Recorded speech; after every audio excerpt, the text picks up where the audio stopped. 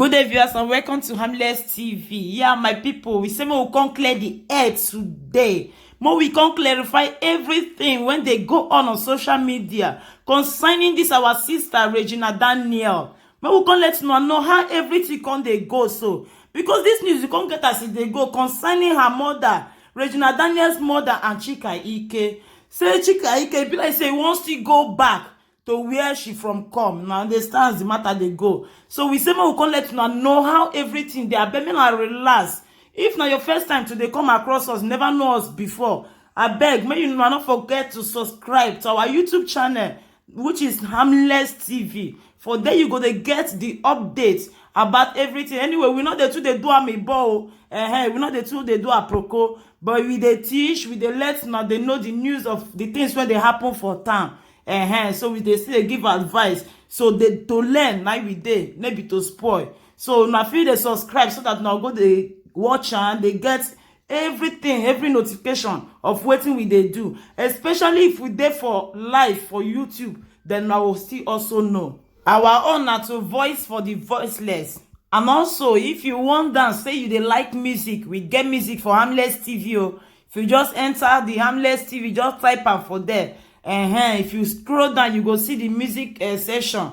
Then you go select and you see say we get music, we get dance, we get everything when I need to take settle down the reason of my life. So it's very important for now to subscribe so that now go they get the gbogbo how everything they go for there. Now go they enjoy with us. Now go still they solve the problem with us. So now so it be my people. So this matter now when concern Chika Ike with Regina Daniel and Regina Daniel mama, when they come they show for Facebook, for YouTube, for everywhere, say Regina Daniel mama they cry, they tell Chika Ike say why he won't constantly come back from where he for come out. Anyway, all of them know the man when they call Regina Daniel husband now, which is Ned Nwoko from Delta State. The man are from royal family. So because of that, saying gets right to marry as many wives as he like. So now him talk more, me talk because my Bible not tell me say even though say you be king or you become from royal family, say me you marry 100 wives. Maybe that maybe so my Bible teach me. So now in own way, so now so him take talk his own. Say because him be royal family, if he marry 100, so far make if he take care of them. But where come make people now can't talk too much now for inside this matter. Can't be say the pikin now when he come they marry, can't be small pikin. Can't be say the pikin too small. Even the daughter self, even if it's near the girl self when they marry this Regina Daniel. So because of that one, I make the whole world come they talk and say no, this kind thing no good. How this kind family man, this kind papa not feel advice in pikin to say na in pikin go let them go they marry old man, all this and all that. So now so they take judge the matter, so they leave the matter, make it rest. But they don't see condemn and so that our children go no say e no good for this kind act. All our fathers too they go see no say e no good for them to they advise our pikin wrong way. You understand? So now so the thing come happen, so they can't relax. Now the Ned Nwoko he come they marry him wife they go. So this Ned Nwoko so maybe say na Regina be him first wife because he don't talk and say if he marry her, even though it's na 100. So the man don't get 5 wife before he come marry Regina Daniel. So Regina Daniel come make number 6. And secondly, the man don't get 10 children before. So Regina Daniel don't constantly born another one join them again now. Even some of his wives self now from Morocco. Now Morocco women they be. So this mama Regina so the woman, it don't suffer too much. This woman here, the time when he be say Regina marry Ned Nwoko, they really deal with him.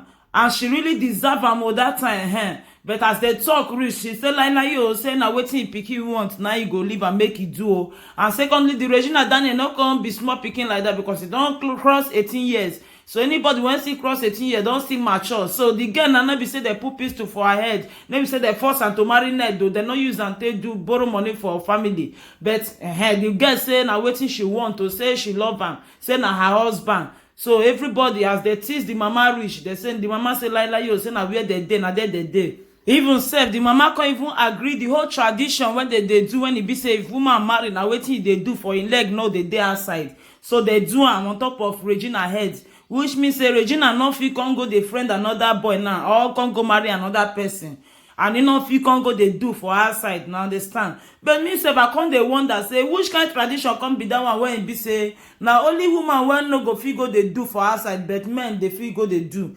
Because me I dey fear HIV/AIDS, so wetin I no know make e no kill me o. Wetin my eye never see no go kill me, abeg. So me too I dey like to protect myself o. If I no go do, make you too make you no do. Na so my own matter be. Na so But for Regina, she decide her own way. She say her own matter dey different. Say na so she wants her own, whether good or bad, say she dey there. So na so they come dey o. This Chika Ike matter na come still come enter inside of recent now. Why e come be say Chika Ike come dey show? Because Ned Nwoko, this Regina husband, na Chika Ike former boyfriend. So this Ned don friend Chika Ike, but Chika Ike no marry am. Because they say the man say na virgin, na him dey marry, no dey marry person wey no be virgin. But we sef we don still see am say Regina sef no be virgin before he marry am. Because all of us know say Regina get that him first boyfriend when he dey friend. This boy, so he dey friend this boy before he know Ned Nwoko. Say na this one na supposed to be Regina husband. We all know that.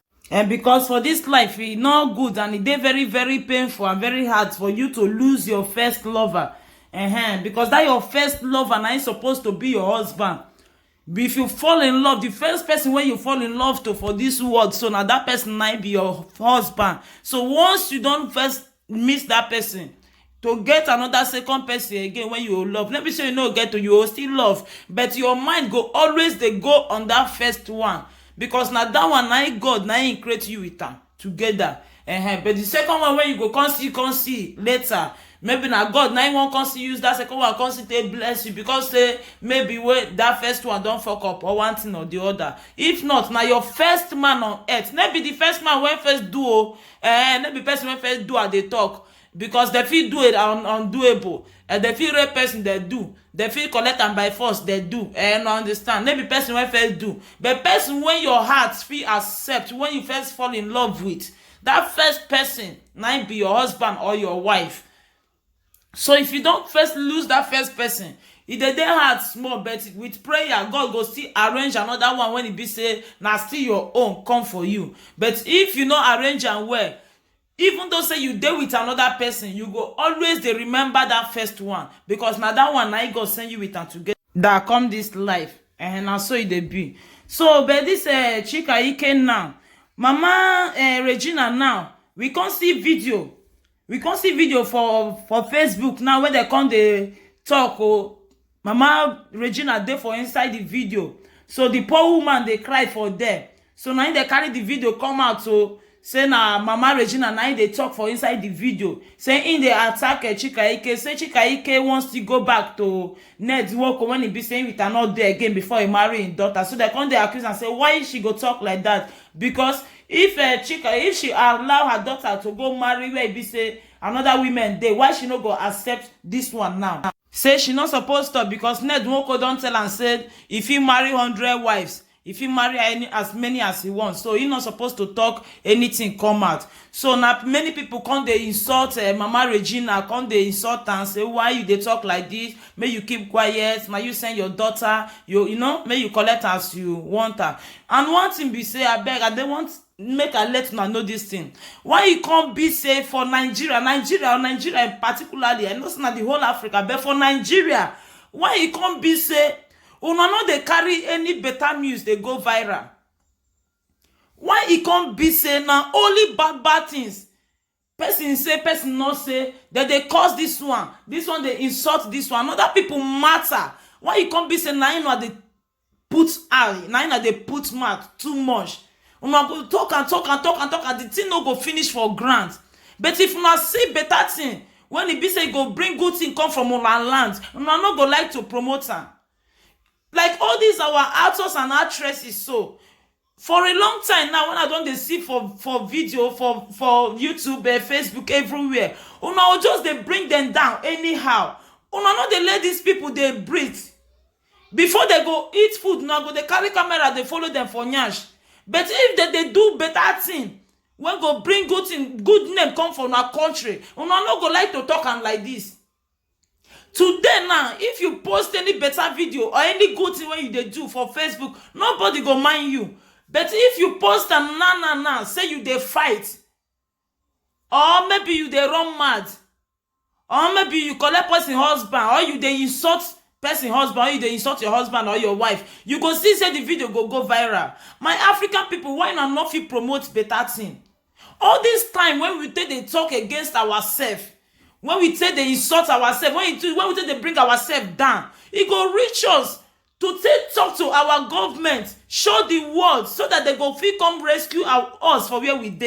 The time when una go take dey disgrace una self for social media, they bring una self down, because if una do all those things finish now, if una reach other country now, say they look una anyhow, or they talk to una anyhow, or they maltreat una, talk say they don't like Nigerians. Why they go like una? Why you can't be saying una they use una mouth say they spoil una self?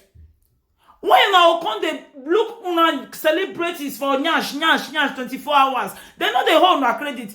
All these people, when they follow, they look their matter, they look their life. Then they make their money. If anything, any news come out or any information come out when it be say the world go hear her, the world supposed to hear her. But maybe every time when it come be say, now only negative things now they bring come out. Sometimes if una still bring the bad thing when that person do, make una they try to bring the good thing when the person still they do, so that the world not go they recognize now with only negativities. Because if una continue to they bring yourself down like this now, nowhere when I go when they go respect now. Because the highest paid people, the people who represent you know, when they're supposed to use because of them, give una name, give una respect, una don't follow their hand. So you get as it be. Make una they stop am. Nothing saying this small thing, I don't deal with am today. I don't scatter and I don't use math finish am. You I don't disgorge. See now yourself, now you they do. Not be that person.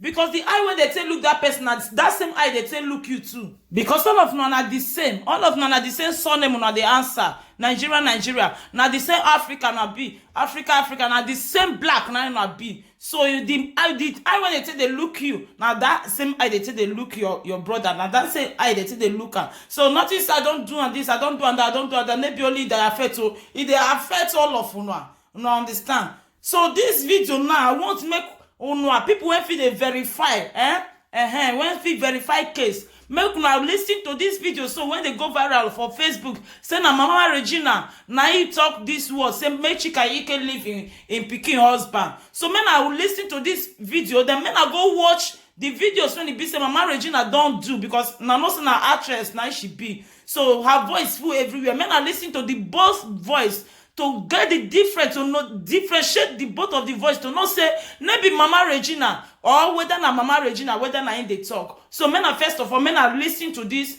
video first. Men are watch and look the video background where and listen to the voice when they talk. I'll be back.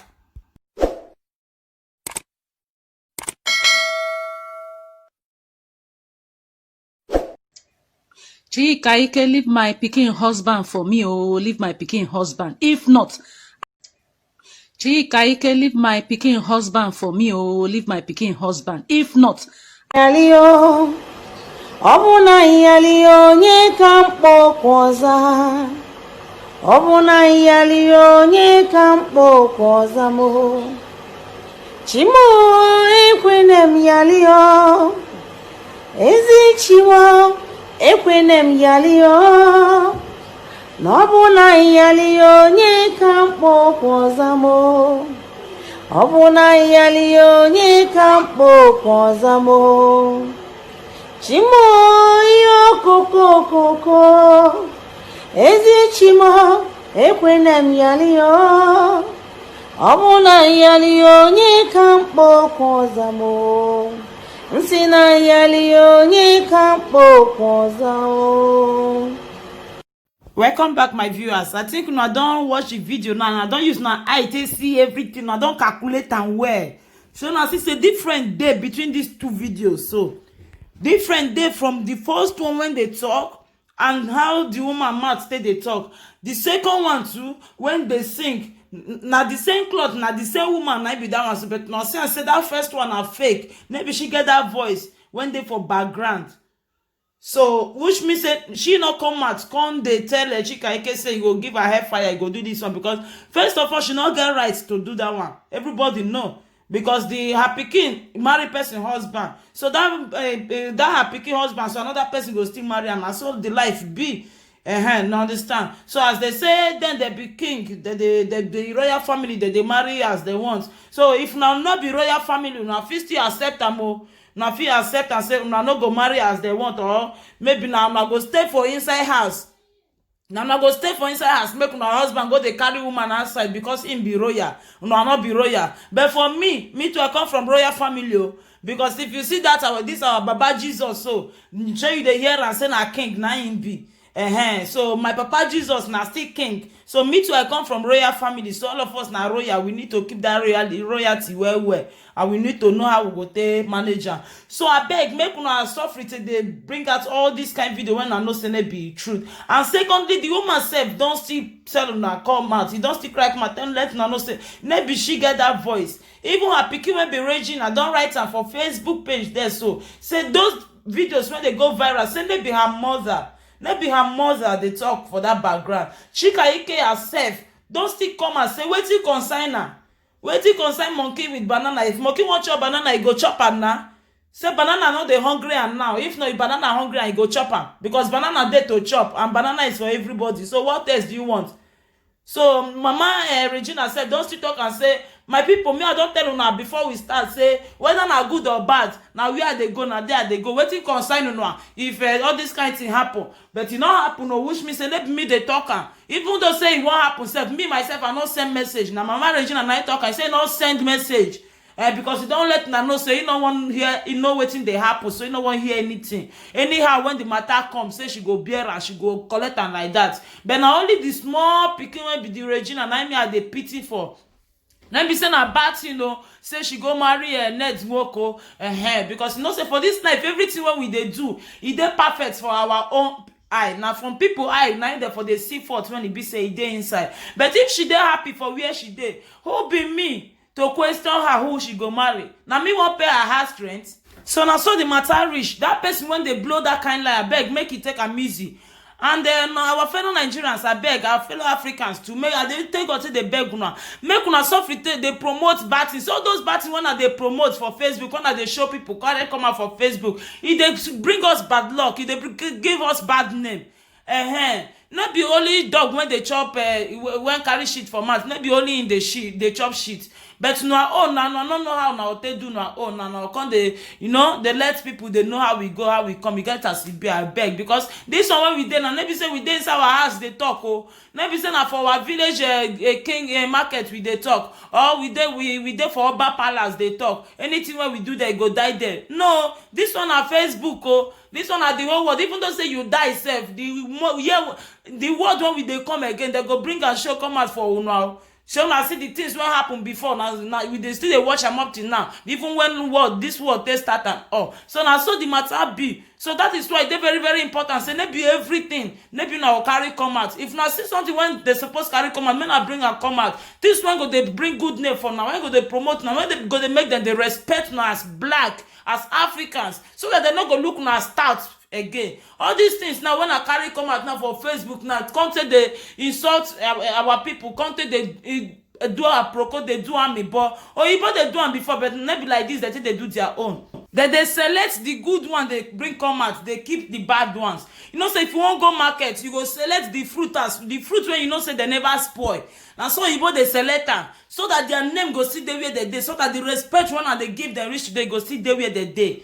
Understand? So make una suffer to bring all this kind of thing. Men learn how to they teach people, how to they learn. Because time when you do they watch person story, person life, it don't reach you to learn important thing for inside net. It don't reach you learn important thing online. Open your computer, go school inside. They use and they go school class. They inside here. You don't need to go university first. Or this time coronavirus, they say no here and say na iPad and the computer with phone. Now people they go school now. Enter inside school. They inside. Maybe I'm but because all this, even though say you hear say Regina Daniel do this one, you not do this one. Now her life now she they do live. You not go change anything for her body. So now you dey waste your data, no dey take and dey learn anything, take and dey bring person down, and you no know say when you dey bring person down, you too also you don dey fall already. Even this matter so of this Chika Ike of 18, another one I don see dey come out again, where they come dey let us dey know say Regina Daniel former girlfriend, her girlfriend say e get secret when e wan bring come out, e get secret. Na that one na e come still dey trend now. They never talk the secret o. Her girlfriend get secret, na e dey online. Abeg Nigerians, men are suffering. It's Melody Song.